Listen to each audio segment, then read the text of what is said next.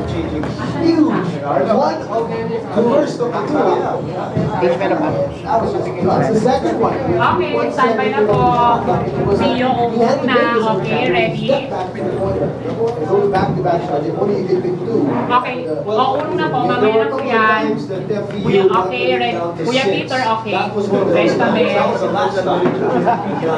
Jello Alvarado knocked down that corner triple to get it back to 9. And National U never looked back. Welcome back to our live and exclusive coverage here at Post Game. And we are joined from the press room by the winning coach, Coach Eric Altamirano, and the Cagayan Valley native and most improved player of the year, Troy Rosario. Congratulations, Coach Eric. This game was a defensive clinic from National University from start to finish. Please talk about how you were able to execute this against a very good offensive FEU team.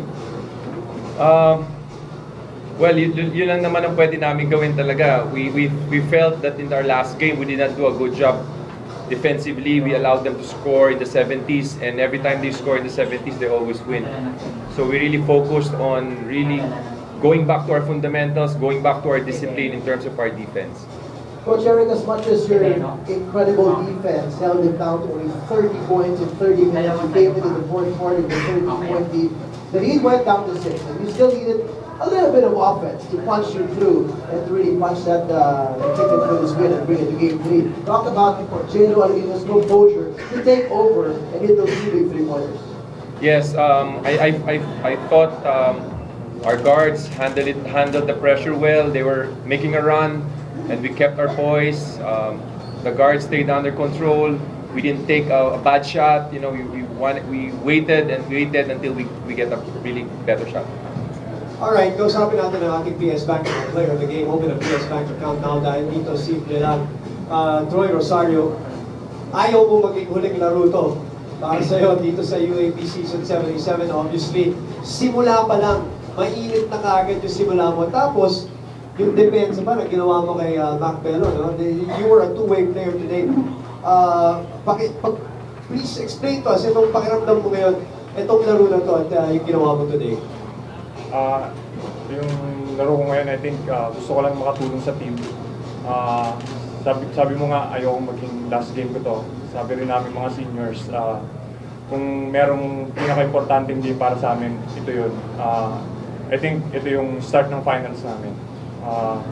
Yung sa defense, I think hindi ko kaya mag-isa yun na dahil sa tulong ng mga teammates ko, I think naging maganda yung team defense namin. Troy, baka hindi ka pa aware sa mga stats ng game. 27-15 ang lanang ninyo sa offensive rebounds alone. Mula sa iyo, Siyam sa 14 rebounds mo, offensive rebounds. Anong naiba sa game na to sa mindset mo na nakatakas ka sa defender mo na for sure, smart man ka naman, malaki ka, ibabacksod ka. Paano mo nagawa yun, yung 9 defensive rebounds at napakaraming putbacks at second chance opportunities na nanggaling sa'yo? First, I think gusto kong makatulong sa team. Kahit anong mga 50-50 balls, kung pwede, kukunin ko lahat yun. Kasi alam naman natin last game, nawala ako second half.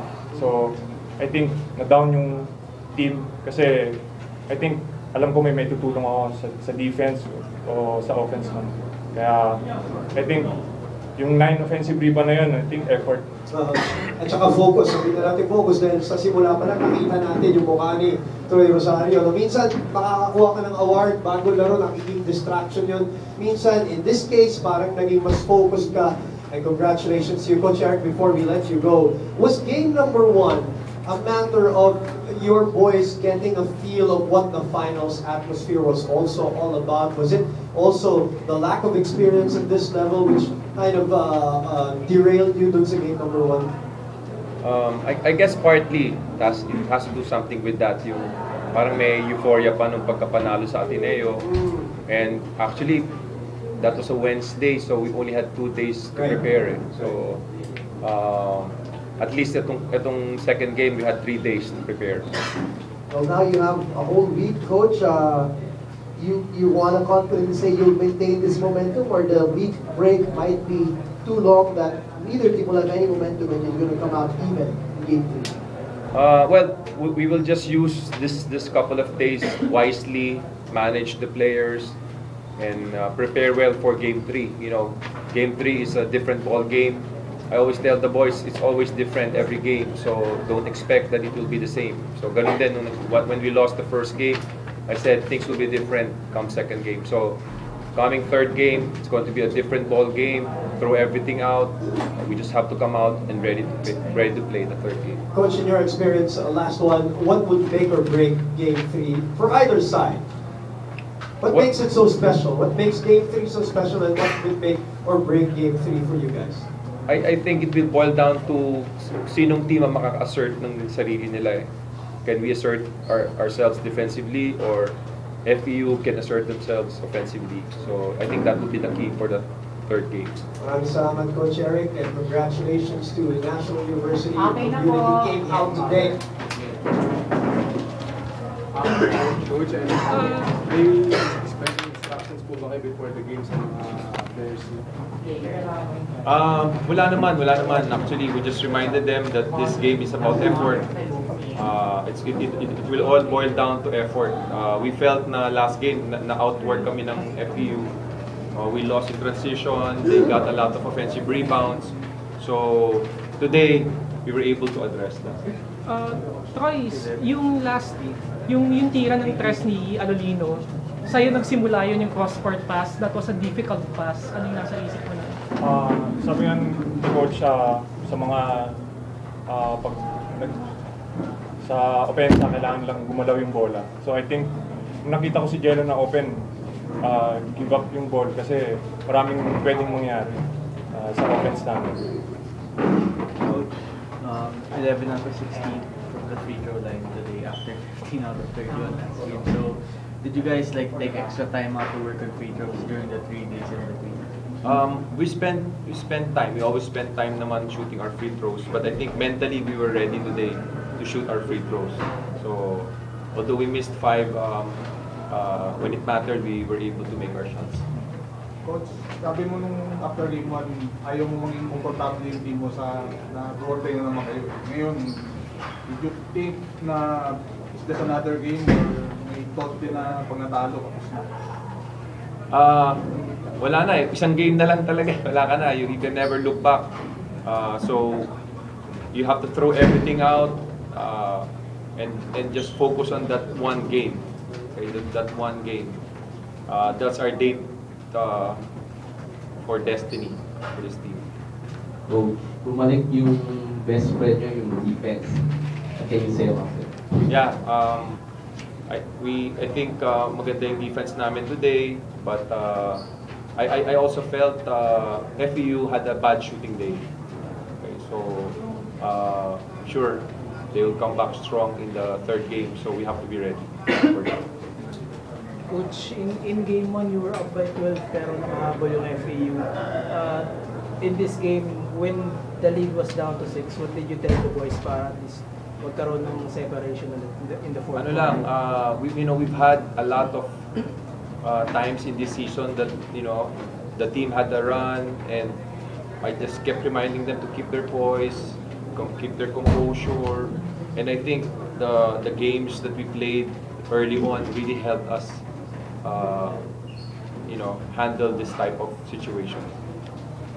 Yung pakiramdam mo, di ba hurt ka nung game 1? Tapos ngayon parang you lorded the words talaga eh. Kumusta na yung pakiramdam mo ngayon sa...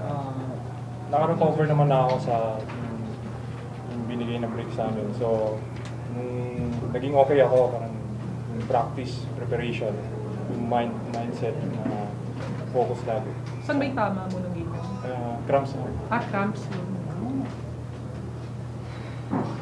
Sorry, isa ka sa mga consistent na players sa series na to eh. Ano yung thoughts mo doon? I think yung sa mga teammates ko, nagtitiwala yung mga teammates ko sa akin. So I think binabalik ko yung tiwala na binibigay nila sa akin.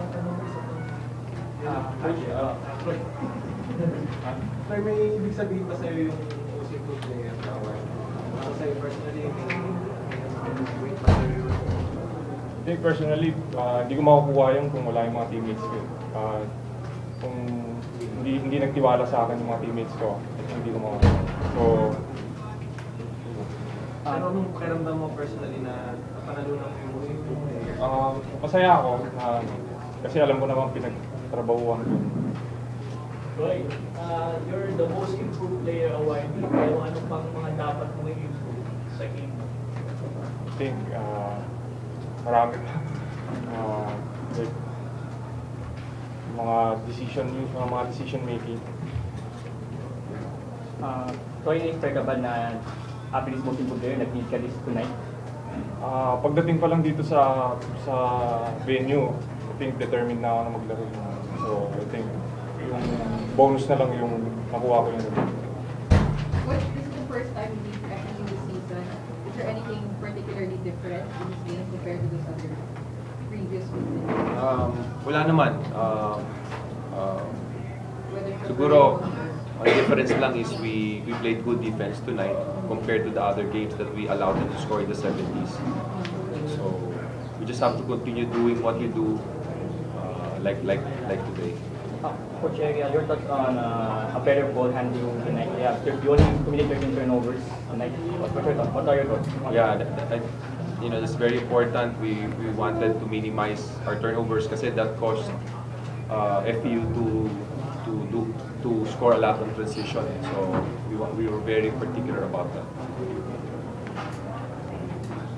Is there any more questions? We're done. Congratulations, Coach. Salamat.